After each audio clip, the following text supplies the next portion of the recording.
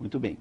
Então, antes de começar a conversa de hoje, eu só queria lembrá-los que achar que neoliberalismo é liberalismo, é uma forma de liberalismo, é a mesma coisa que achar que o mico-leão dourado é uma forma de leão. Portanto, a opinião que você ouve aqui, sob o ponto de vista econômico, é uma opinião liberal no sentido estrito da palavra, no sentido legítimo da palavra, e não no sentido distorcido do mundo contemporâneo, sobretudo da imprensa contemporânea. Pois não, Marisa? Pois é, nós temos uma pergunta que, na verdade, foi feita já na semana passada, do professor Antônio da Boa Vista, Munir, que ele pede para você explicar em que momento histórico se dá a mudança de conceito entre o socialismo e o neoliberalismo. Ele pede também para passar referências bibliográficas sobre o assunto. E para você comentar a frase, não concordo com nada que você disse, mas morrerei defendendo o seu direito de dizê-lo. Muito bem, então vamos lá, pedaço por pedaço. O que eu queria dizer a você, Antônio, é o seguinte: o neoliberalismo é apenas a forma mais moderna de viabilização dos projetos socialistas, porque você compreende que quando o socialismo ou o comunismo, enfim, os projetos de natureza coletivista começam a aparecer no mundo, e eles começam a aparecer no século XIX. Marx é um autor do século XIX, a Comuna de Paris é de 1848. Então, no século XIX, começam a aparecer na Europa, sobretudo na Europa, manifestações do socialismo como ideologia. É claro que durante a história da humanidade houve diversas situações socialistas e práticas. Você pode até me dizer que os primeiros cristãos viviam socialisticamente. É verdade, tinha sim uma espécie de socialismo, mas era um socialismo de inspiração religiosa, absolutamente não ideológico, que era viável em pequenas comunidades. Até hoje é possível. Você pode plantar uma comunidade hippie em algum lugar em que as pessoas compartilham tudo. Isso, de modo geral, não funciona. Você sabe que no Paraná, por exemplo, nós tivemos algumas experiências anarquistas de natureza socialista, de que talvez a mais importante tenha sido a colônia Sicília, fundada pelo Giovanni Rossi em Palmeira, um pouco antes da queda do Império Brasileiro, que não funcionou, foi um fracasso. Gerou uma porção de desdobramentos, é verdade, mas ela não funcionou. É difícil fazer isso funcionar na prática. Agora, é só no século XIX que começam a aparecer os teóricos do socialismo. E como ninguém sabia muito bem como fazer isso, então havia muitas abordagens diferentes que estavam em conflito. Havia um grupo que achava que tinha que ser feito via sistema de cooperativas, então aí está, nesse grupo mais importante, um sujeito chamado Fourier. Esse Fourier foi o inspirador dessas experiências anarquistas do Paraná, por exemplo, tanto a do Giovanni Rossi quanto a de Cândido de Abreu, em que o Dr. Fevre, esse doutor que tem uma ruim homenagem a ele, fez ali uma experiência, fez ali um falanstério, que era o nome que se dava para aquele grupo de socialistas. Então havia um grupo de gente que achava que tinha que ser feito via cooperativismo. Havia outro grupo que achava que se faria via revolução pura e simples, em que o povo toma pelas armas o poder e o povo então estatiza todos os meios de produção. E havia um grupo de gente que achava que se fazia pela cultura e não pelos meios de produção. Durante o século XIX começa então uma espécie de luta entre essas diversas fórmulas, e essas diversas fórmulas então desembocam principalmente na experiência soviética em 1917, que é uma fórmula ligada à ideia da estatização dos meios de produção. É mais ou menos assim. As pessoas não gostam da General Motors, porque acham que ela tem algum defeito, que ela os persegue, e aí as pessoas inventam a General Everything, que é um negócio em que o governo é dono de tudo.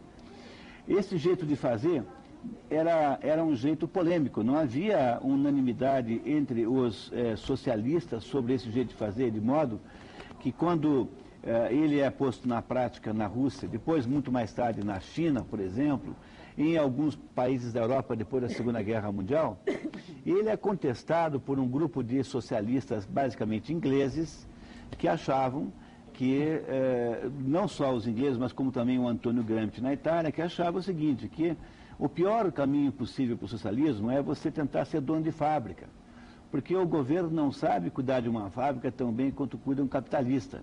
O governo é uma entidade muito diferente de um empresário. Então essa gente achava que o certo era você não ficar tentando estatizar as fábricas, mas é deixar os empresários fazerem a maior quantidade possível de esforço. E aí, quando eles conseguem sucesso com esse esforço, você expropria o sucesso deles via sistema tributário. Aí, esse grupo de socialistas dizia-se que eram socialistas fabianos. E a palavra fabiano vem dada em homenagem a um general romano, Fábio Cunctátor, que foi o sujeito que teve por incumbência e sucesso a tarefa de parar, né, obstaculizar o avanço de Aníbal Cartaginês, cujo objetivo era derrotar, destruir Roma. Pois o que aconteceu então no mundo ocidental foi mais ou menos o seguinte: entre 1917 e 1989, quando houve a queda do Muro de Berlim, você tem uma experiência concreta de um socialismo baseado no domínio estatal dos meios de produção, quer dizer, o governo sendo o dono de tudo. Enquanto isso acontece, outros indivíduos, por exemplo, o Gramsci achava que isso tudo era besteira, que você vira socialista quando você domina o pensamento, a mentalidade dominante, ou seja, o Gramsci achava que o melhor jeito de ser socialista era você transformar as universidades, os jornalistas, os jornais, enfim, os grupos formadores de opinião em socialistas. E os fabianos achavam que tinha que deixar os empresários ganharem dinheiro. E aí, então, quando eles tivessem ganho dinheiro, você pegava o dinheiro deles e os assava como porquinhos são assados no Natal. Essas pessoas, tanto os fabianos quanto os gramscianos, acabaram vencendo. Porque com a derrota da experiência soviética, veja, a experiência soviética foi tão mal sucedida que a Rússia, né, que hoje é o que restou, tem um PIB do tamanho da Argentina. O que é uma coisa ridícula para um país que ainda é, né, a segunda maior potência militar do mundo, né? Então a União Soviética fracassou porque os burocratas não sabem fazer sapato, eles não sabem cuidar de telefone, eles não sabem produzir comida bem feita no restaurante. Ou seja, a União Soviética não sabe produzir bens de consumo, que afinal de contas é o objetivo final de toda a economia. Por que tem que ter uma economia? Para as pessoas terem uma vida melhor. Eu nunca mais esqueço que quando o Álvaro Dias era governador, eu fui cicerone aqui de um economista russo, que era chefe da Academia de Economia Soviética, ou seja, uma pessoa de extrema importância na hierarquia. E ele esteve aqui no Paraná visitando uma série de instituições e eu acabei sendo tradutor, intérprete, andei com ele aqui uns 2, 3 dias. E eu não esqueço nunca mais que houve uma reunião na Secretaria, então, de Planejamento do Governo do Estado, em que estavam todos os ideólogos, todos os intelectuais do governo do Álvaro Dias, e esse russo disse assim: olha, eu vim aqui aprender como é que vocês fazem, porque nós na União Soviética, passados aí 60 anos da Revolução, não sabemos fazer nem pasta de dente. E esta confissão deste russo gerou um absoluto desastre naquelas pessoas, porque enquanto ele vinha aqui admitir que o método centralizado de produção não gerava sucesso, os burocratas brasileiros, os ideólogos brasileiros que perseguiam justamente isso, acharam-se, obviamente, contrariados. Foi um dos momentos mais interessantes sociologicamente que eu presenciei na minha vida. Então, como o método soviético fracassou, e o método chinês também, veja, hoje a China é um sucesso econômico, porque ela convidou as maiores empresas do mundo capitalista para se associarem com eles. Quer dizer, a China faz esse milagre econômico que faz hoje graças ao capitalista internacional, e não graças ao planejamento do Politburo chinês. É outra maneira de fazer. E aí, então, aos pouquinhos foi ficando claro que quem tinha razão, na verdade, eram esses socialistas fabianos e gramscianos. Então, o que aconteceu? Aí, na metade desse século, do século passado, né, do século XX, começou a reciclagem da proposta socialista. Em vez de ser uma proposta de o governo ficar dono da fábrica de prego, coisa que ele não sabe fazer, então o governo só dá certo na atividade econômica da qual ele tem monopólio, porque quando não há monopólio, obviamente o governo não funciona. Então o que foi feito no mundo ocidental foi mudar a concepção do plano socialista de uma concepção baseada no domínio pelo Estado dos meios de produção para justamente aquilo que os socialistas fabianos pregavam.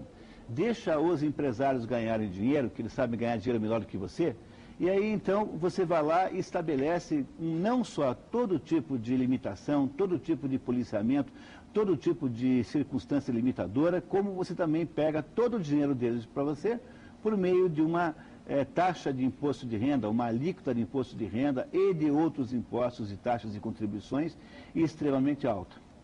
Ou seja, o que aconteceu foi uma reciclagem do socialismo, e isso que a gente chama de neoliberalismo, portanto, não tem nada a ver com o liberalismo clássico de Ludwig von Mises, por exemplo, com o liberalismo da escola austríaca, que vem do século XIX, que é de todas as escolas econômicas aquela que tem em si o maior mérito, porque é aquela que dá ao assunto, é aquela que tem a maior taxa de sucesso concreto.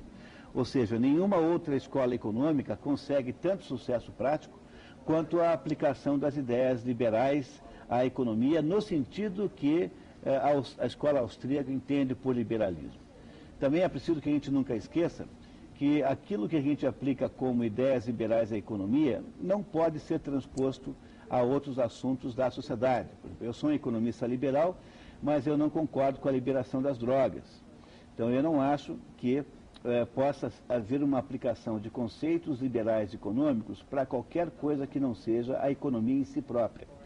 Em assuntos de natureza moral, em assuntos de natureza política, deve vigorar um outro tipo de abordagem. Por exemplo, você não pode montar uma empresa para clonar seres humanos, porque clonar seres humanos é uma atividade imoral em si. Então, é preciso respeitar essa circunstância de que nem tudo pode ser alvo de abordagens liberais, embora existam economistas liberais que até propaguem esta ideia de que tudo devia ser liberado, incluindo no tudo o tráfico de drogas. Sobretudo, a escola de Chicago, em torno do economista Milton Friedman, é um defensor dessa ideia que me parece ser discutível. Veio acontecendo, para responder a sua pergunta, essa reciclagem do socialismo moderno veio acontecendo ao longo do século XX, com mais intensidade a partir da década de 70. Então você lembrará perfeitamente que a onda de privatizações começa no governo inglês da Margaret Thatcher, na década de 70, que não é uma comunista, não é socialista, mas ela serviu como, de certo modo, ingenuamente, já que a Inglaterra estava indo muito mal, havia perdido a sua posição econômica para a Itália, logo para a Itália, que os ingleses acreditam que é uma espécie de circo e que não é um país sério, que é uma esculhambação, e os ingleses perderam o lugar para a Itália.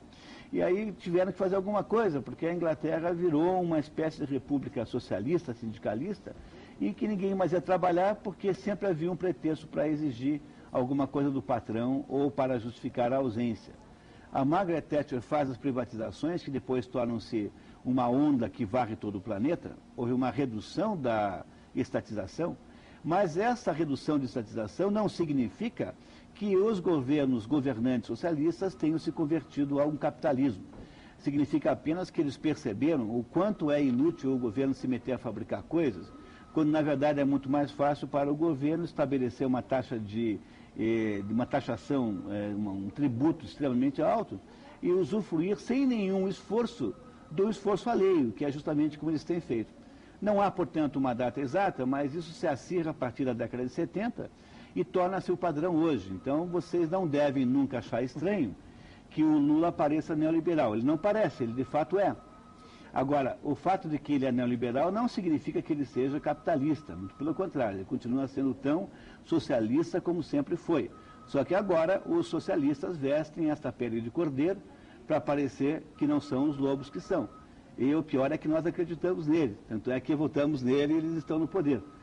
E é preciso então que eu te conte isso, essa é a história que vale a pena contar a respeito disso. Com relação ao seu segundo comentário, se é que eu entendo bem, é óbvio que é preciso que exista no Brasil possibilidades de ter um debate que não seja um debate enviesado por uma tendência a que as pessoas levem as coisas para o lado pessoal. Eu não me importo em nada quando alguém discorda de mim. Não é nenhum problema em nenhum momento, contanto que essa discordância tenha uma base numa argumentação com a qual eu possa lidar, porque se é uma discordância meramente por de natureza emocional, então a gente sai do mundo do debate e entra nesse mundo de vastas, incertas e perigosas emoções. Eu acho que não é o caso do nosso programa aqui. Sim.